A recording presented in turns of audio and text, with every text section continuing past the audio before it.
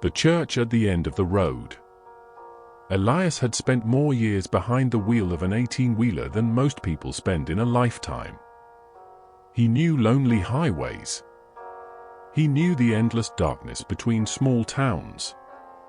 He knew the strange things a tired mind could imagine when the road stretched on for hundreds of miles. But nothing could prepare him for what he saw that night. It was a foggy rural highway, long after midnight. The kind of road where the only signs of life were the glow of his headlights cutting through the darkness and the low hum of his engine. Rain covered the pavement, making the asphalt shine like glass. Then, without warning, a figure stepped into the road. A pale figure, standing directly in his path. Elias reacted instantly. His hands tightened around the steering wheel as he violently pulled the truck to the side. The tires screamed against the wet pavement.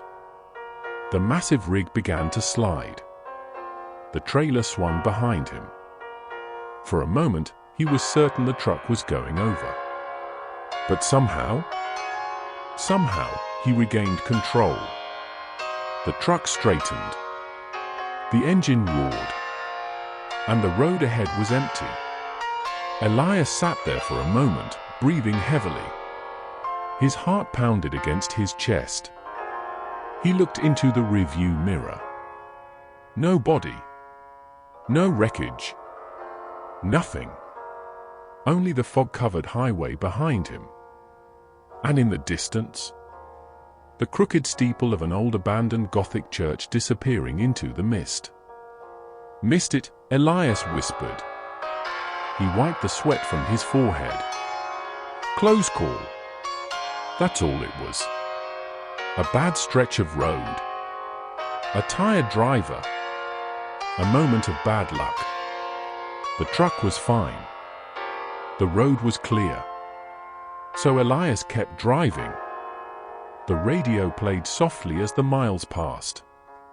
He tried to forget what happened. But there was one problem. The road wouldn't let him leave. Every turn, every exit, every back road. Somehow, every path led him back. Back to the same stretch of highway. Back to the same abandoned church. The first time, Elias thought he was confused. The second time, he blamed exhaustion. But by the third time, he knew something was wrong. The church stood exactly where it had before. The same cracked stone walls. The same broken windows. The same crooked steeple reaching into the night sky like a broken finger pointing toward the heavens. His watch seemed frozen. The mile markers repeated. The road stretched forever. Finally, Elias pulled his truck over. He stepped out into the cold night air. Something was pulling him toward the church. Something he couldn't explain. The massive wooden doors were already open. Slowly, he stepped inside. The moment he entered, the temperature dropped. The church was not abandoned. Not anymore. Rows of old wooden pews filled the room. And sitting inside those pews were people. Hundreds of them.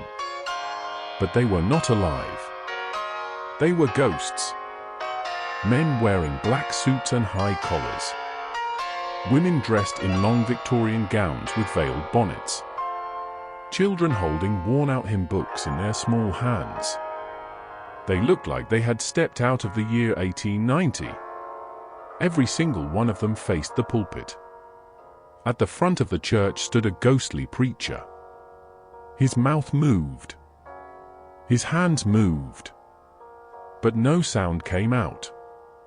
A sermon without a voice. A church service without an ending. Elias slowly walked down the aisle. And then he noticed something strange. The ghosts were watching him. Not with anger. Not with fear. With recognition. One man sitting in the pews had the same tired eyes as Elias. Another had the same jawline. Another had the same build. Then Elias noticed a faded tattoo on one ghost's arm. The same tattoo that was hidden beneath his own sleeve. He stepped back.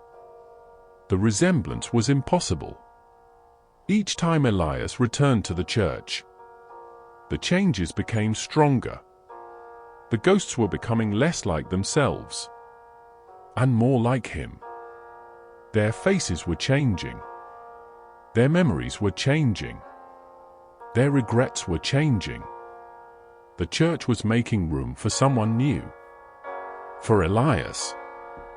But Elias still didn't understand.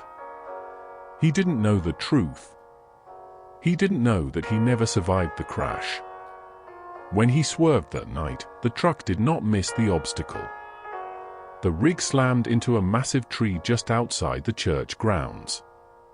The impact crushed the cab. Elias died behind the wheel, only yards away from the church steps. The fog, the empty road, the narrow escape. It was all a final illusion. His mind refusing to accept what happened. His consciousness creating one last journey, one last drive, one last chance to believe he was still alive. But now Elias was trapped. Just like the others. The ghosts in the church were the victims of a fire that destroyed the building over a century ago. They had been waiting all this time. Waiting for the final member of their congregation. Waiting for the midnight service to begin. And now, the church had its newest soul. Elias took his place among them. Another ghost in the pews. Another face lost in the crowd. Another passenger on a road that never ends. So if you ever find yourself driving a lonely highway late at night, and you see an old church appearing through the fog, do not stop. Do not enter. Because some roads don't lead somewhere. Some roads lead back. And some churches are still waiting for their congregation to arrive.